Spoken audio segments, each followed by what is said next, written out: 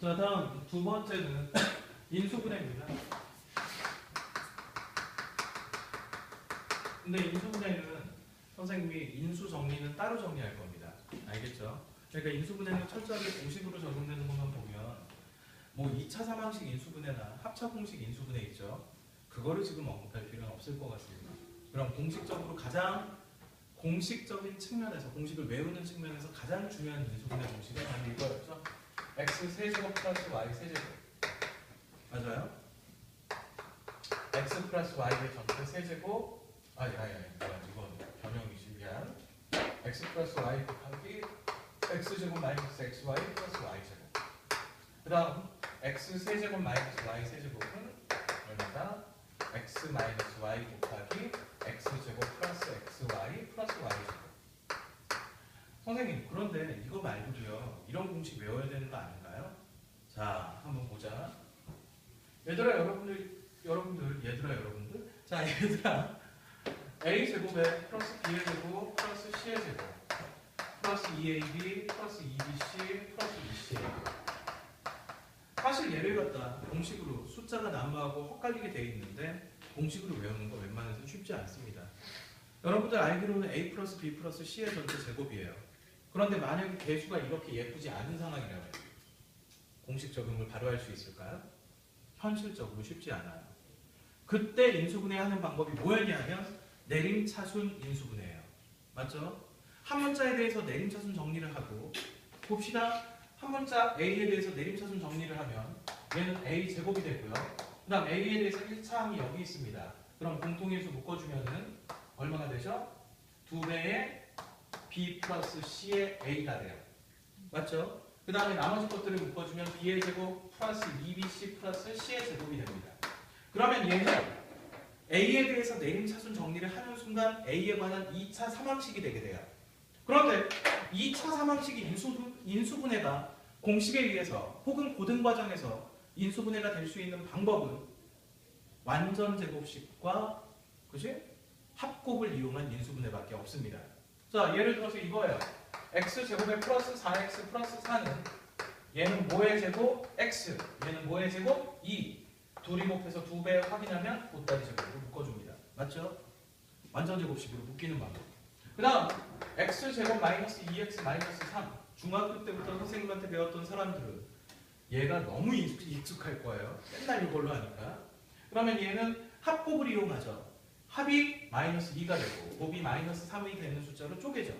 그래서 쪼개서 인수분해를 해주면 x 마이너스 3 곱하기 x 플러스 1이 됩니다. 맞죠? 자 그러면 얘를 봐. 식의 구조 자체가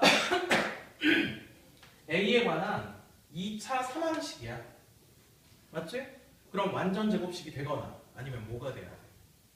합곱을 이용해서 지그재그로 쪼개줘야 되겠지. 자 근데 뒤쪽이 인수분해가 먼저 돼. 뭐야? B 플러스 C의 전체 제곱이 된다. 자 그러면 봐라. 얘는 뭐의 제곱이야? A. 얘는 뭐의 제곱이야? B 플러스 C. 둘이 곱해서 2배하는 게 가운데 있어 없어? 있지. 그러니까 얘네들이 완전 제곱으로 묶이게 되는 거야. 알겠지? 그래서 얘는 정리해주면 A 더하기 B 더하기 C의 전체 제곱이 된다. 이 방법을 알면 그치? 내림차순 정리 방법을 알면 공식을 완벽하게 못 외우더라도 웬만한 건 해결할 수가 있다는 거야. 알겠죠? 다음 봅시다.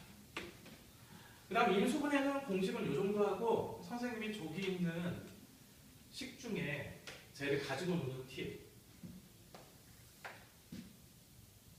문제 푸는 팁인데 세 번째 x 세제곱 플러스 y 세제곱의 변형이에요. 변형 맞죠? 혹은 x 플러스 y의 전체 세제곱의 변형이에요. 이거는 곱셈 공식에 관련된 거죠. 그러니까 세 번째 해가지고 문제 푸는 팁이라고 생각하면 돼요. 얘와 x 플러스 y 전체 세제곱의 관계 변형. 자 문제 중에서 어떤 게 있냐면 얘를 갖다가 원래는 x 플러스 y의 전체 세제곱으로 y 좀 빨리 성급해. y가 안 쓰고 세제곱 가버렸어. y의 세제곱을 전개를 하면 너무 성급해. x 세제곱 플러스 3x 제곱 y 플러스 3xy 제곱 플러스 y 세제곱이에요. 맞죠? 자, 그런데 얘를 곱셈 공식 변형을 사용하면 이렇게 합니다. x 세제곱 y 세제곱. 얘는 x 플러스 y의 전체 세제곱에 마이너스 3xy의 x 플러스 y가 됩니다. 맞죠? 그런데 얘를 역으로 이용합니다.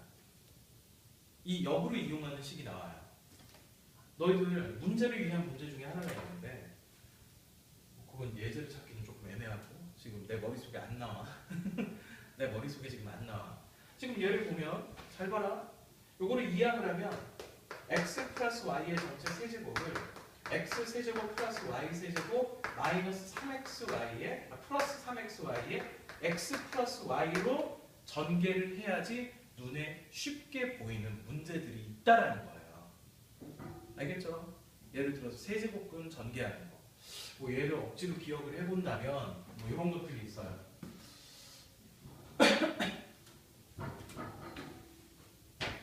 자, 예를 들면 이런 거죠. x가 세제곱근 4 플러스 세제곱근 2일 때 세제곱근 4 플러스 세제곱근 2일 때 뭐 이런 문제 있잖아. x 세제곱 맞지? x 세제곱 플러스 기억이 안 나? 플러스 6x를 구하여. 6x의 값을 구하여. 이런 문제가 나온다. 그죠? 그러면 얘는 뭘 위한 문제냐면 요 녀석의 변형식을 이용해서 전개하는 문제야. 그지? 잘 봐. 지금 얘를 x란 말이야. 그럼 x의 세제곱을 구해야 돼. 맞지? 자, 그럼 x의 세제곱을 하는 거야. 그런데 얘를 전개를 할 때 위에 있는 이 방식을 사용하잖아? 그럼 눈에 안 보여. 무슨 얘기인지 알겠어? 눈에 안 보인단 말이야. 여기 있는 전개 방식을 사용하면 눈에 안 보인다고. 그런데 얘를 이용하면 쉽게 보이는 문제라는 거지. 그래서 선생님은 이런 유의 문제를 생성하기 위한 문제라고 생각을 해요.